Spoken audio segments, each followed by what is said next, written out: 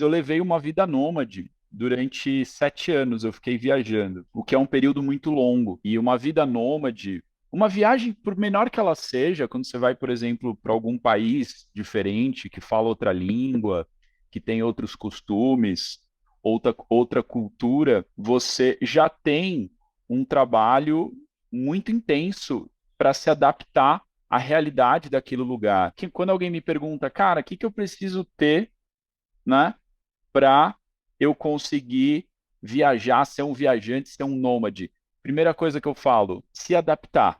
Você precisa ter um grande poder de adaptabilidade, porque é o tempo inteiro se deparando com coisa nova, tendo perrengue, né? Principalmente numa viagem de carro, num mochilão. Você ter esse processo de se comunicar com as pessoas numa outra língua já força você a ter, principalmente, antifragilidade. Então, durante a minha viagem, eu refleti bastante sobre esse ponto especificamente, sobre ser flexível, sobre você muitas vezes ter um valor na sua vida e durante a viagem, numa cultura específica, num povo, esse valor ser agredido. E aí, como é que faz? A gente está em outubro, na aula passada eu falei bastante sobre isso e volto a frisar aqui: a gente está em mês de eleições, onde a gente fica com os ânimos, né, com as emoções muito acaloradas com os nossos familiares. Exige uma flexibilidade, exige uma resiliência e, por que não, uma antifragilidade nesses momentos.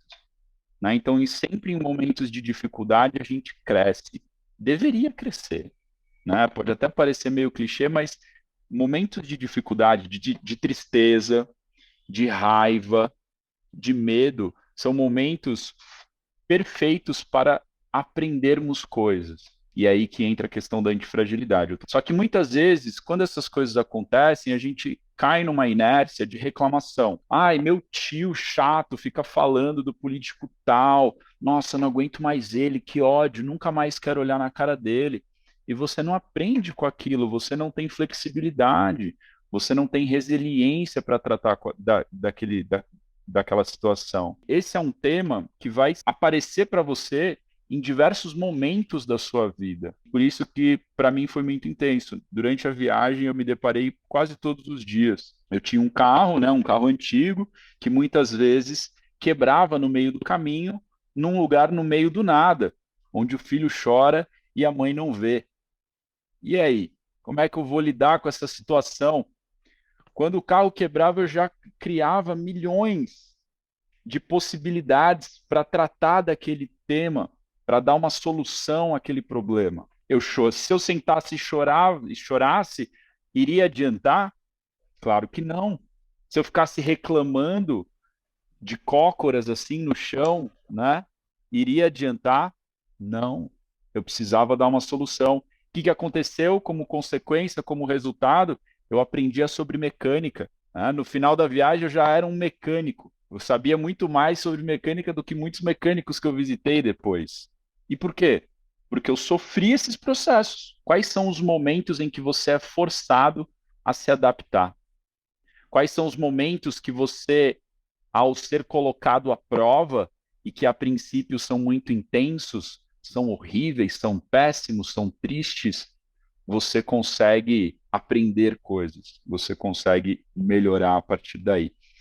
E eu gosto muito da perspectiva sobre a adaptabilidade, a perspectiva de que não interessa o que está acontecendo no entorno, não interessa.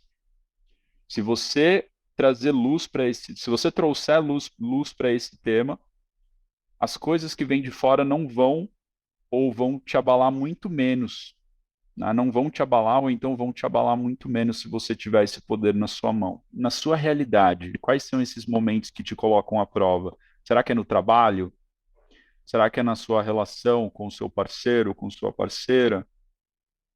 Né? Quais são esses momentos? Será que é na política, talvez, nas suas discussões acaloradas no grupo de WhatsApp da família?